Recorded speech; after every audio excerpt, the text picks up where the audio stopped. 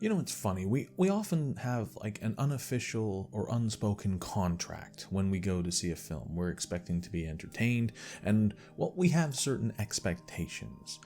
For the most part, some people go in blind, but when it comes to a franchise that you know, that you love, you go in and you have a certain level of expectations. And sometimes you're rewarded, sometimes you're completely misled, and sometimes you get Star Wars: The Rise of Skywalker.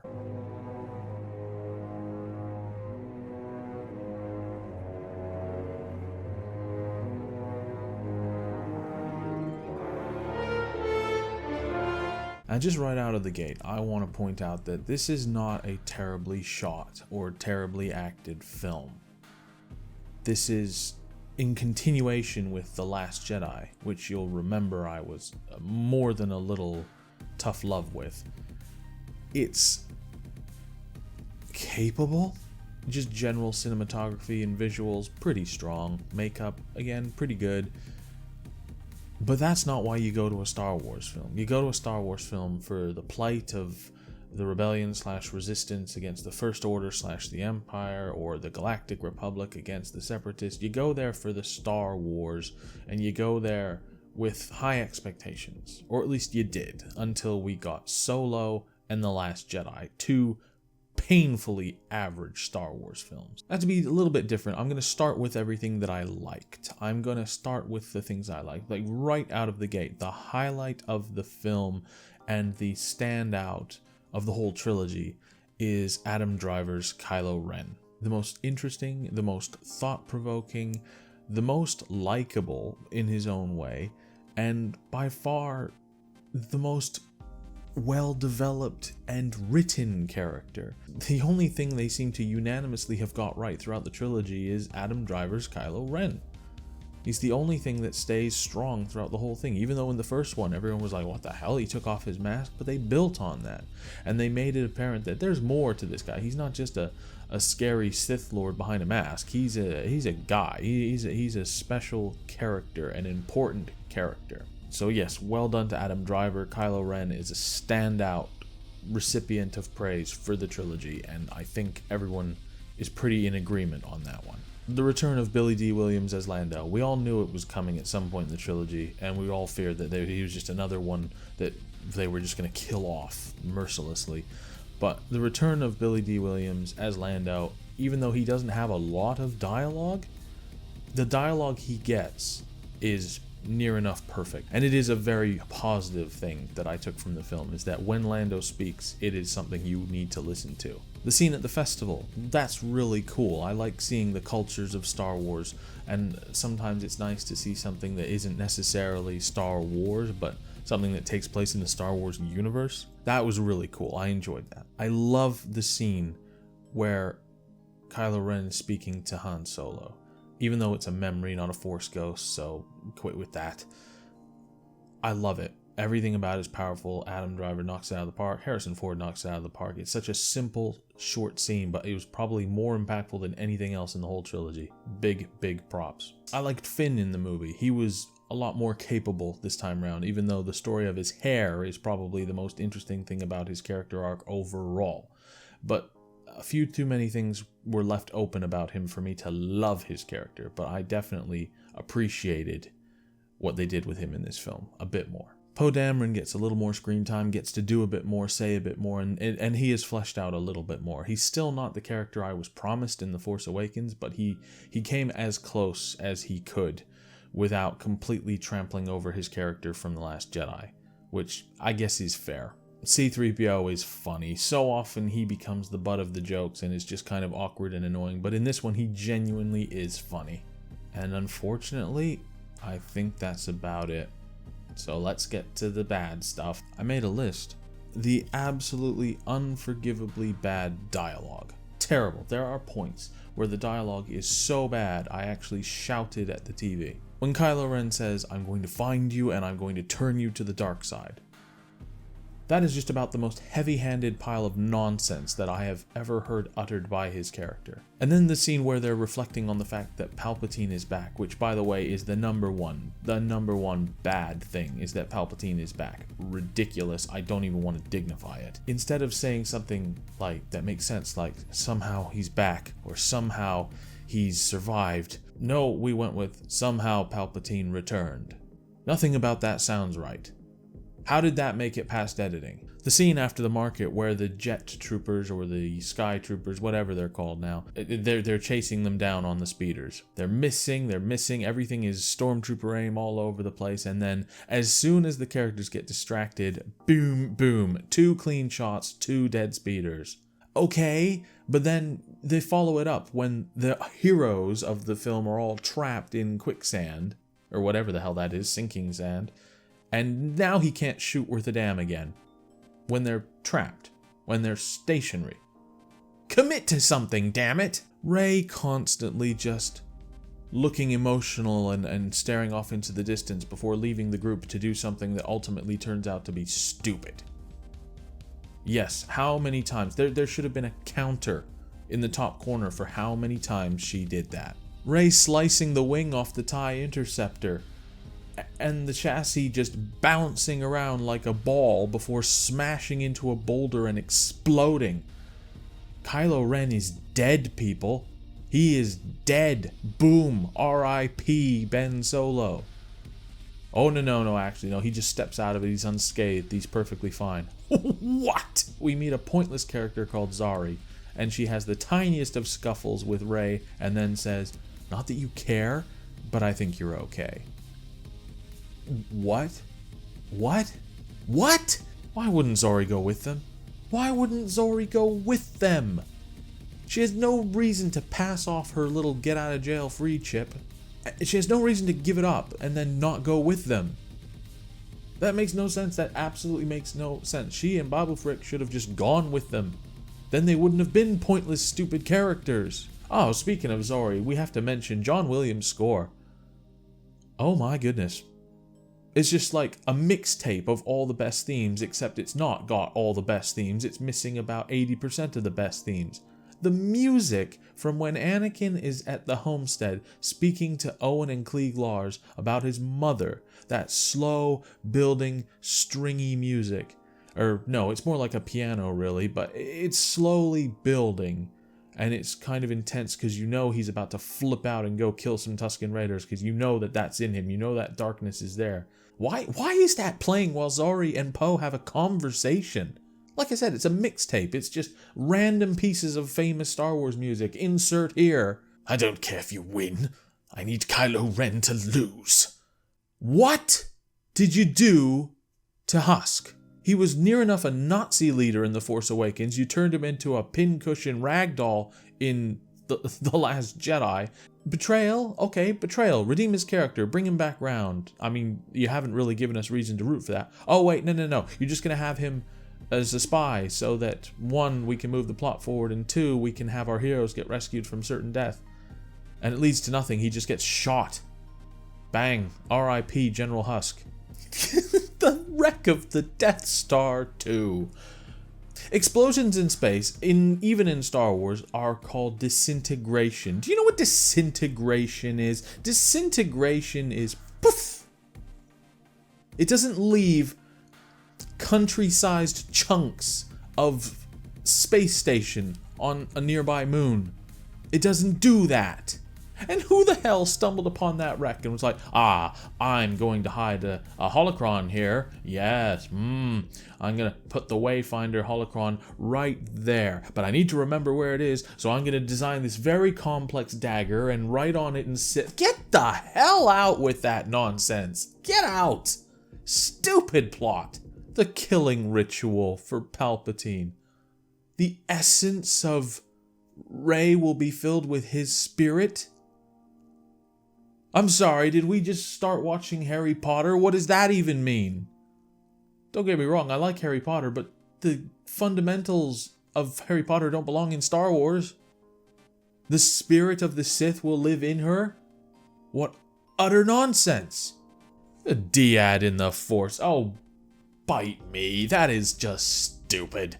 Oh yeah, they're getting ready. They've both got blue lightsabers. This is awesome. And incapacitated, and now he's back. Oh, and it changes the color of his robes red, because why the hell not at this point? Everything else is given up. You built up the final duel between Rey and Ren as this massive thing, and you didn't even put music to it. No weight to it either. They're just like almost like tapping at each other, sometimes turning the blade other way around and attacking like some kind of half-ass ninja. It's terrible. It's probably one of the worst lightsaber duels. I've never been so bored during a lightsaber duel in my entire life. Well done. Oh, I thought of another good one. Thank goodness.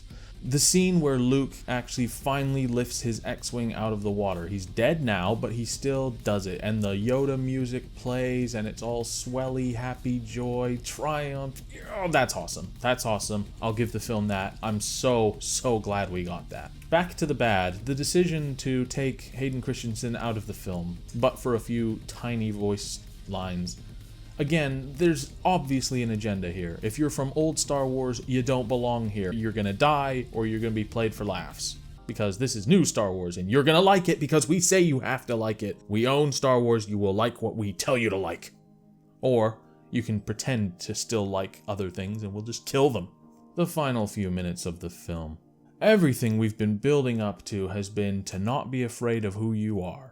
To not be afraid of your name and what it means, to not be afraid of your power and what makes you you. So why the hell, at the end of the film, does Rey have the audacity to declare herself a Skywalker? Oh, where did that orange lightsaber come from, by the way? You taking a note from the games now? You know, the games that definitely took liberties with the color of lightsabers, but the films definitely never have. And oh, okay, orange one now. Guess that's a thing. Well done. And just some woman toddles up to her while she's burying the lightsabers, because why? Where's Luke's lightsaber? Why is... That's not Luke's lightsaber. That's his father's lightsaber. He built his own. He has a green one. We even got to see it, unbelievably, in The Last Jedi. Don't tell me that's gonna be the one that now makes a reappearance 50 years in the future as like, oh, some Jedi relic. Look, Luke's lightsaber. Please don't do that. Please don't do that. I'm Rey Skywalker. Get the hell out with that. You've neither earned that name nor has the film earned that scene. Nothing about the film suggests that she should have said anything other than, I'm Rey Palpatine. I destroyed Palpatine. Oh my god. I destroyed Palpatine, and now the Palpatine name is vindicated because the new breed of Palpatines are good guys. No? Can't have that? Whatever. Oh yeah, destroying Palpatine. How did I get around that? The death of Palpatine. The whole final battle, actually, is just ripped straight out of the friggin' Avengers Endgame. Look at all our ships arriving through the magic portal. I mean, look at all our ships arriving at the same time, because why not? But then, as if that wasn't bad enough, you've got the fight down on the ground between Rey and Palpatine after Ben just gets Boba Fetted. There's no other way to say it. The powerful, not Sith, not Jedi, just gets flung in a hole. Yay! But then Palpatine just disintegrates himself again. And you even get the, I am all the Sith. And you get the, I am Iron Man. I mean, like I said, everything else had given up by that point. And that leads us to our big, bad Rey. She is the biggest problem with this film. Indeed, the biggest problem with the last two films. The god-tier nature of Rey with minimal training. And Ben just dies. That's the final nail in this film's coffin. Ben finally smiles. They have a kiss. I honestly don't know where that kiss comes from, but they have a kiss. And then Ben dies. Okay, movie, fine. Ben has to die because there's nothing left for him. I get that. So why isn't he force ghosting at the end? You just killed him for no reason. No real reason. He dies and that's it. He should be standing next to Leia and Luke. Why he wasn't is not only insulting, but it seems like something a 5-year-old would have known to do. And you didn't do it. And that is The Rise of Skywalker. What a mess. The word I kept repeating as the credits rolled was insulting. It is insulting. Everything about it is just like, you like old Star Wars? Be insulted. Throwing nostalgic things at us, throwing references and fan service does not mean that you're being true to the franchise. And this film, in so many ways, is worse than The Last Jedi. It improves on a few things. It's not as boring. It's not as stupid, but in other ways it's more stupid. They literally took the main plot out of a video game. We need to go here to get this. Oh, now we need to go here to get this. And now I need to go here to get this. This film makes me angry because I think back to how optimistic I was when I came out of the cinema from The Force Awakens. Yeah, it was familiar, but it was good. It was exciting. It was fast-paced. It was full of promise. And then Last Jedi was like, bleh. None of that. None of that. I said it best. I said it best to Emma. I said, like, oh, look, The Force Awakens. That's really good. Let's inspect that. And then The Last Jedi was like, hey, look at our shit. Look at our shit. Can you smell it? Can you smell it? Smell it. Look at it and smell it. And then The Rise of Skywalker was like, did you enjoy smelling it? Eat it! Eat it! I'm sorry, I didn't mean to turn this into a rant, but this film really hurts me. It really does. It hurts me because it's a final reminder that Star Wars is in dangerous hands. I hope that the film coming out in a couple years, I'm not even going to try and pronounce his name because I'll do such an injustice to it, but the guy who directed Thor Ragnarok is going to do the next Star Wars film. Just put it in the Old Republic. If you have to have these characters that are just god tier and no reason, no history, no sort of lineage, just go further into the past. There's acres of potential in the past, and it doesn't have to tie in with the Chosen One, the Skywalkers, the Palpatines, none of it. It can be its own thing, and that's what Star Wars needs to do, because Lord knows you guys don't know how to handle the existing lore. Alright, so this video's gone on quite long enough. I'm just gonna have to pony up a shark card, and I'm so torn. I'm so torn. In so many ways this is worse than The Last Jedi, in so many ways it's better than The Last Jedi. So you're talking about a Star Wars film that has enjoyable moments but is overall bad. That's not good. While at least The Last Jedi took some risks, this one played it safe but played it dumb. And in some ways that's worse. I don't quite have the balls to give it a worse shark card, but I definitely am not giving it a better one. So yeah, congratulations guys, 2 for 2. Star Wars: The Rise of Skywalker, damn that's a stupid name, is uncommon at best. It's just, there's so much more that could be done, and none of it happens. How did we get to a point where Star Wars films just consistently are not good? Say what you like about the new trilogy, I will say that it has definitely vindicated the prequels, because at least you can see it's a singular vision of one man, one story. Gets boring in parts? Yes. Gets cringy in parts? Oh yes, but at least it's a story. This is a mess. This is what happens when you go, we're going to make a trilogy, and we're going to have a different writer or director for each one. That'll be fine, that'll be fine. Plus it'll save time, and we'll be able to do a movie every 2 years. I hope you guys learned from this. I sincerely doubt you have, but try and do better. If you ruin the Star Wars franchise with all that potential, you will have achieved something unbelievable. Thank you guys so much for watching my video review. Sorry it took so long to get it out, but I did want to have one final viewing so that I could be 100% fair. And that's what I've been. I've been 100% honest and 100% fair. Please follow me on Twitter so that you can be fully aware of when a stream's going live or when a new video is in the works / being uploaded. Thank you guys so much for watching this video. Be safe out there. Remember, COVID-19 is still a thing. Black Lives Matter, because all lives matter. Make your own decisions. Don't listen to the media. Make your own decisions. What do you think is right? What do you think is right? And thank you guys so much for watching this video. I will see you in the next one. Take care.